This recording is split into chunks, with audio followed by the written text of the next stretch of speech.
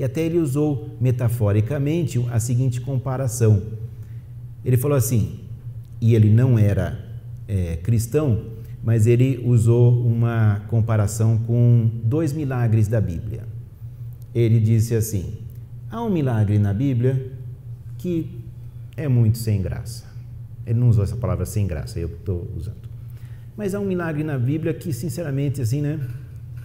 Tem lá peixe e pão. Aí um monte de gente com fome.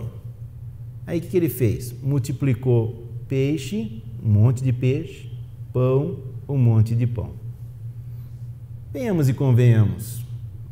É um milagre sem graça, porque já que ia fazer milagre, por que todo mundo comer peixe, pão, pão e peixe? Não podia fazer umas coisas mais interessantes de se comer? Aí Vygotsky diz, a arte, se ela traduzisse de imediato a vida cotidiana, ela seria assim, só peixe e pão para todo mundo. É o que fazem as novelas da televisão. Mas ele disse, a arte, ela se parece muito mais com um outro milagre que está na Bíblia, a transformação da água em vinho. Esse sim é um milagre que gerou transformação. O primeiro só multiplicou o que já existia. O segundo transformou, fez surgir algo que não existia. Da água fez surgir o vinho. Vygotsky escreveu, a arte faz isso. A arte transforma a vida em algo que se originou dela, mas é diferente dela. Pois bem, a literatura no ensino médio, a literatura na educação escolar, a literatura na vida das pessoas deve fazer a gente ver o mundo de maneira mais profunda.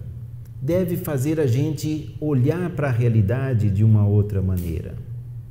Porque se for para reproduzir aquilo que a gente já vê diariamente, então não produzirá em nós nenhuma ampliação, nenhum enriquecimento da nossa vida, da nossa experiência de vida.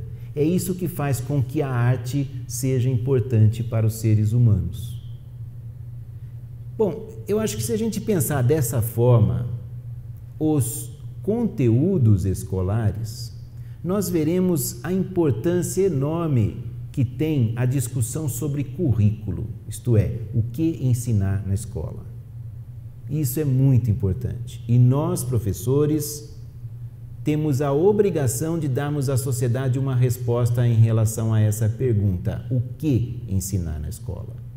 E a resposta que a pedagogia histórico-crítica dá é que a escola tem que ensinar ciências, artes e filosofia nas suas formas mais ricas, nas suas formas mais desenvolvidas, porque assim a síntese da experiência humana será levada aos indivíduos, fazendo com que os indivíduos incorporem à sua vida experiência humana condensada, experiência humana acumulada na cultura.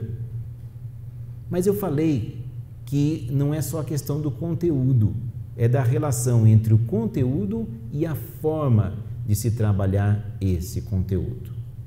Em relação à forma, poderíamos discutir várias questões aqui, mas uma questão tem sido objeto de discussão por parte de educadores, de professores, enfim, de profissionais da área da educação, que é a dos recursos empregados na educação escolar.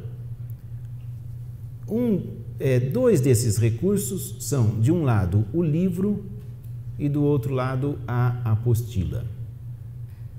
Bom, depois do que eu falei aqui, não creio ser difícil concluir que a minha posição é a de que o livro e não a apostila é que é o melhor instrumento para se trabalhar o conhecimento acumulado pela humanidade.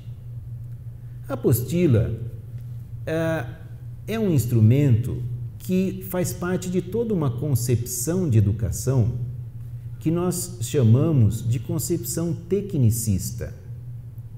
Para a concepção tecnicista em educação, o mais importante é otimizar o processo educativo em termos financeiros, em termos da produtividade. Ou seja, produzir mais com um nível menor de investimento. O tecnicismo, ele trabalha o processo de educação escolar, ele pensa o processo de educação escolar muito semelhante a como um empresário pensa a organização de uma indústria. Ou seja, ele quer obter o máximo de resultado com um mínimo de investimento. A educação tecnicista aposta nas apostilas, por quê? Porque assim não precisa investir em professores. O ensino apostilado não precisa de bons professores, porque a apostila ela vem dentro de uma concepção de material autoinstrucional.